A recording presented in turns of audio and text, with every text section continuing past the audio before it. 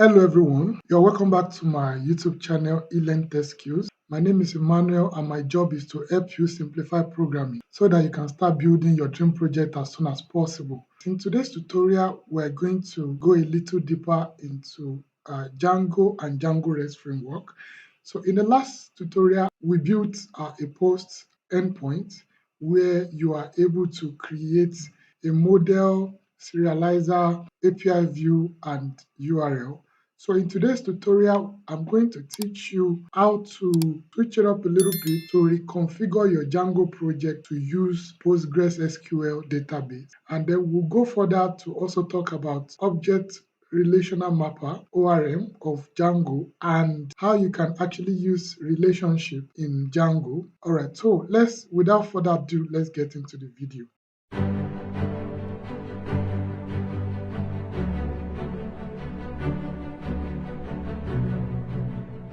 All right, to get started with this, one of the first tools you want to download, just so you are able to follow along with the tutorial, is to go to this website, pgAdmin.org. So this is where you can officially download, pgAdmin, which is a program to actually use a PostgreSQL database in your Django project. So I'm already launching the app because I already installed it anyway. So once it's fully loaded, I'm going to continue, we're going to talk about it. All right, so not to waste much of our time, let's start with the configuration. So we know that we already have our new app, which is blog, and then here is the actual project. So the first thing you need to customize is the portion for the database. So to start with the configuration of that, you need to install a module. So for PostgreSQL to work on your Django project, you need to install psy-copg. Let me just put it up just so you see. It's a module that enable you to actually use PostgreSQL. So if you take a look at it, it says psy-copy copg2. That's the name of the module. Sometimes I find it difficult to pronounce that word. All right, so just say pip install by psy-copg2 or whatever, however you want to pronounce it. All right, so you just need to install that. But before I install, I need to activate my virtual environment. Remember, we set up a virtual environment.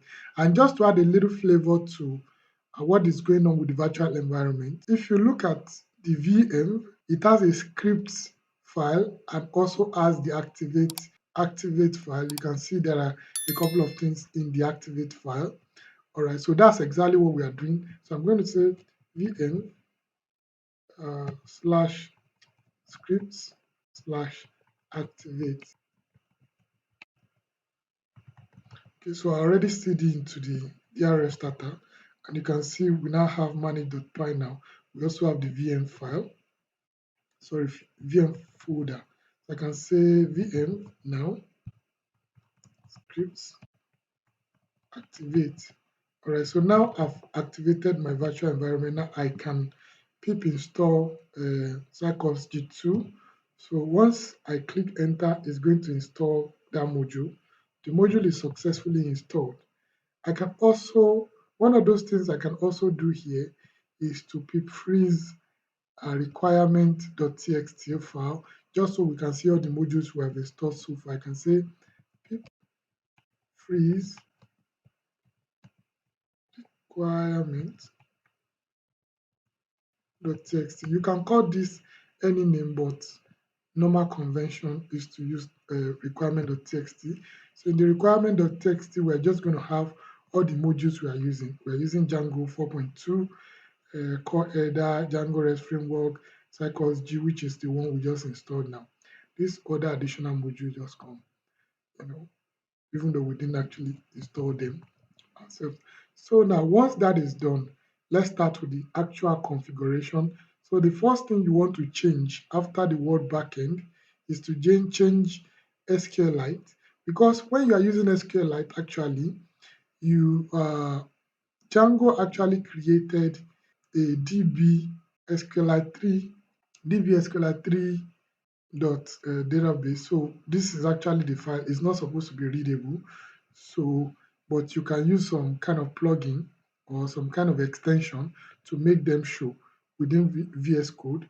All right, so to modify this to use PostgreSQL, we're going to say PostgreSQL, just like that, Postgres or PostgreSQL, SQL. All right, so that's basically the thing. That's the first thing. The second thing is you need to change this to the database name. We're going to set that up. So to start with, my pgAdmin is up. So I'm going to put my password. Everything is looking a little tiny. So I'm going to try to kind of refresh. Okay, I think I can refresh like this, or maybe reset or something. Okay, so I can reset layout. So if I reset layout now, it will reload and come the way it should. Yeah, so this is closer. All right, so now I can click on this and see all the databases we have already. Let's call this one YouTube tutorial. So I'm going to create a new database by clicking on database, right click and click on create, set up a new one. So I'm going to call this YouTube tutorial, just like that. And I'm going to leave the owner to be Postgres. So I'm going to click save. So and here you see we have YouTube tutorial. Currently in the schema, we don't have any table yet. You can see the table is empty. There's no table here. All right, so let's continue with the setup so that we can have everything ready. So the next thing is to set up a name for the database. So the name is going to be YouTube tutorial. We need to confirm that just so it conforms with what we have here. You can even do you can as well copy the name. Okay, so I think I can click on this. I can click on property and then come here and copy it like this. So that saves you from making mistake. So I'm going to replace this like this. The next thing I want to have here is the user. And of course, the user we are using is all in small letter, Postgres. How did I know that? If you check the property of this database, remember we set the user to Postgres here. So we have other users. I have different kind of users here that I already set up, but to be safe, to confirm with yours, I'm using Postgres. Everybody has this particular one, including you that is just downloading it. So that's where I got that name from. I'm going to put a comma. The next one, I'm going to have the password. Password. Okay, so the password field is going to be, what's the password? Okay, so I'm setting up to be this password. In your own case, you don't need to, you can set up with a unique password, but in your own case, you don't have any password. In fact, this user doesn't have password. Let me remove it.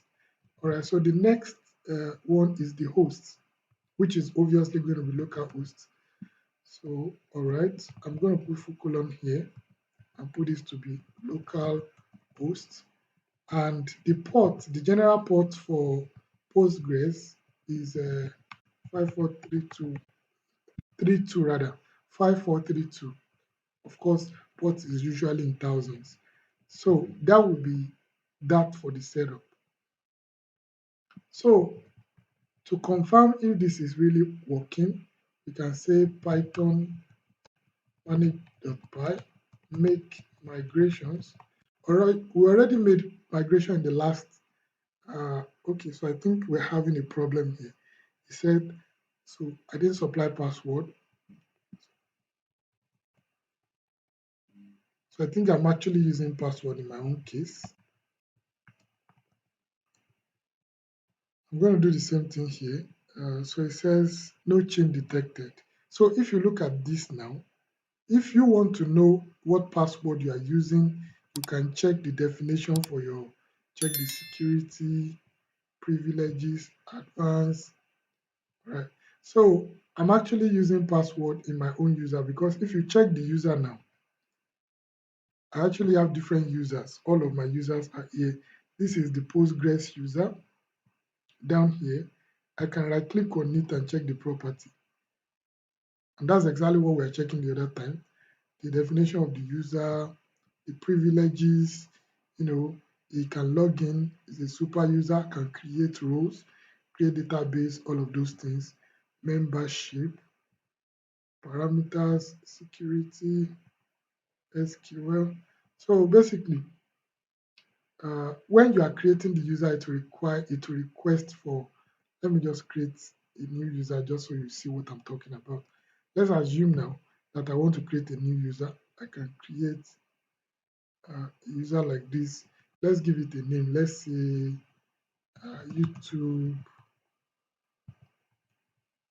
channel.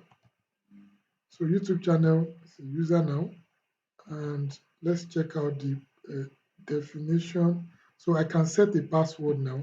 I can say you. So I call this YouTube. So expiry, if I want this user to expire, of course, you don't want your user to expire. Privileges, what can he do? He can log in, he's a super user, all of those things. I just set it up. Can initiate streaming, replica, blah, blah, blah. So all of that, once you are done, you can already click this. So now you have a new user. So you can now link the user to uh, a particular database. So in this case now, if let's say I'm using this user, so I need to go and change that also in my configuration. I will have to come here and say the user is going to be YouTube channel like this, and then the password is YouTube. All right. So if I do Python manage.py make migrations, shouldn't give us any error. It should just tell us that no changes detected, right? So now the next thing is to actually migrate those data into the actual database. I can say Python manage.py migrate. So if I migrate now, it's going to pour all of those information into, you can see, into the pgAdmin, right? So if you check this out now, we have the YouTube. Now this is YouTube tutorial database. This other one is YouTube channel user, right? So I hope you understand what I mean by that, right? So if you look in the table, you can already see all the things we have. And if you right click now and click on view edit data and click on all rows, you will see all the users we have there. You can see because we just created this instance, there's no data currently entered. So basically it's empty. So we can go back to the terminal and say Python manage.py create super user. So this super user now, I can create a new user. I can call it maybe admin, like we did the last time. I can say admin at dev.com, something like that. I say admin, password, admin again. So admin, uh, sorry, your password didn't match. Okay, admin. So yes, right. So I'm going to clear the screen and then I want to run the server.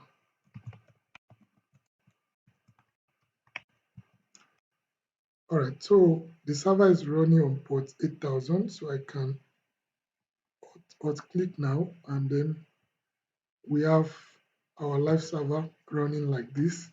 So of course, you see that we are not able to do anything, like it's more or less like it's throwing error on the home page. If I do /admin, it's going to display the admin table. So here now I can say admin, and of course, I'm using admin as password, admin as well, and click, and we are able to log in, and you can see our post here. So here I can add a new post like we did the last time. Let's say prayer, and then the description is prayer is the key, something like that. If you click save, you already have this going on, and I already explained why this is what is displaying. And if you go back to pgAdmin now and you right click on your post and view the data, you're going to see what I just created, which is prayer. Prayer is the key, something like that. If I extend this guy, you can see that we actually have those text displaying. Also, if I go into the user authentication, I should be able to see my the user that I just registered now in the database. So, and you can, if you look at this, you can see admin, although we've not given it first name, last name, and none of that. So this is really powerful. You can see how easy this is, and you can see that our password is encrypted, and then the ID is number one. So we've been able to do that. That's really great. So that's basically how you can set up PostgreSQL in your Django application. Now, the next cool thing you can actually do in this project is to actually work with the Django ORM, uh, that's object relational mapper. And in this case, we're talking about models. So let's say, for instance, we want to create a new model. Of course, I'm trying to explain model in greater detail, right? So in this case, let's say we want to create a book model, and then of course, obviously book, we have author. So let's say we create author first, right? So author, just like that. I'm going to say models.model, and here now I'm going to define the fields. So let's say the name of the author is going to be models.charfield, like we used the last time. And of course, char field requires max length, otherwise it's going to give you error. You can set it to any number, all right? So the next one, let's say bio. So the biography of or the profile of the author. So let's say models dot text field. That's going to be a longer one. Models dot text, no, not text choice, next text field. All right, so that doesn't require, because it's going to be a longer text, so it doesn't require you to supply an actual text, actual limitation, right? So I can now create a function to determine what people will see, str,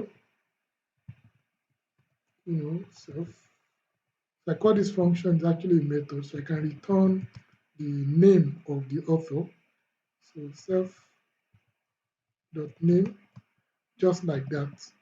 All right. So also, now we want to be able to relate this author to the book model. So what we are trying to do really is that a book can only be written by maybe one or two authors. So in this case, let's assume it's just one author, or maybe as many authors as possible, but we have to have a table called author, right? So we can actually relate the author table with the books table by putting author's ID in the books table. Right. So to do that in Django is pretty simple. What you're going to do is create the books, what's it called? Let's say book model. So I'm going to say models.model, just the way we did the last time. Model, just like this. So, and I'm going to create the fields for the book. So let's say title of the book, title. I'm going to say models dot child field also. Max, let's say max should be 200 as well. All right. The next thing I want to do here is I might want to also say page numbers. So page numbers, let's say model dot child field as well. just so you know, it's just a custom. This is auto completing for me and it's messing things up. All right, so I'm just going to put a length of, let's say, 200. So, and I'm going to delete the rest of this. All right, so now I can also add the author here, all right, as a field. Now, how do I relate it with this part? So I can bring it in as a foreign key. So foreign key is like a one-to-one, one-to-one kind, one-to-many kind of relationship, meaning there can only be one author for uh, many books, right? So we can have many books that has a single author. We cannot have one book that belongs to many authors, right? That's the kind of relationship we are doing right now. So, but it's possible to make, like to have many book, one book that belongs to many authors. But of course, like the way books are written, other people will just be like editor or some other kind of, they are not just going to be the main author. So the main author is most likely going to be one person. So one to many make more sense, and that is foreign key, using foreign key. So I'm going to say models dot foreign key. So foreign key right here. So foreign key will require uh, you to also import the model that has the author. So I'm going to specify that here. Sorry, let's just say author here. Author. So you need to specify the model, the name of the model, name of the class here is what you're going to put here. So the next thing you want to also do there is to say on delete what should happen. So that means if you delete the author or if you delete the book, the author should also be deleted. So on delete, how we do that is you now say models dot cascade, all in capital letter, cade. That's not the only option, but for the purpose of this tutorial, that's all we are going to do. So the next thing I can do here is to go and register these two models.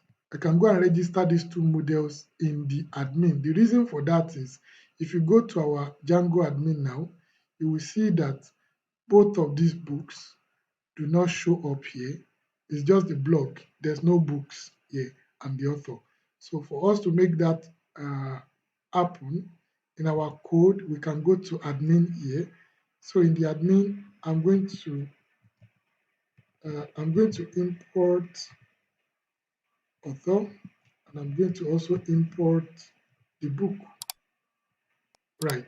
So after importing them, I can either bring everything together like this in a list and do blog, author, book, like this. I think this should work. So if we go back to our, if we go back to the admin panel and I refresh now, you should see all of them. You can see authors, book, blogs, and books. So now I can create a author. So let's say the first author is myself. So I can say Emmanuel is a lifelong book writer that has a skill of writing wonderful books, anything like that. All right, so I can just, oh, okay, so this throw error, blog author does not exist.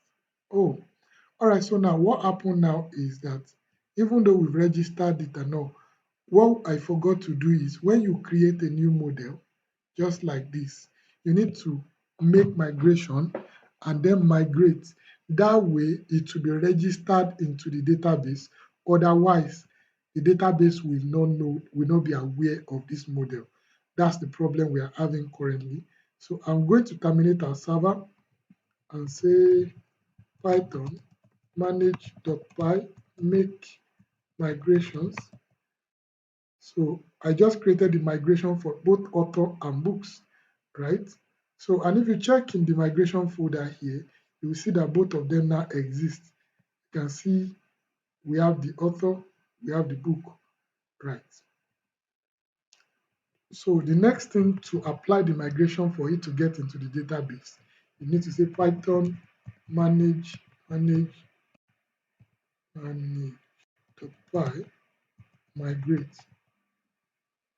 So now it has applied the migration, and we can confirm that by also refreshing our, okay, I intend to refresh. So I can just refresh the table itself. So if I refresh the table now, you should see author and books. You can see books here.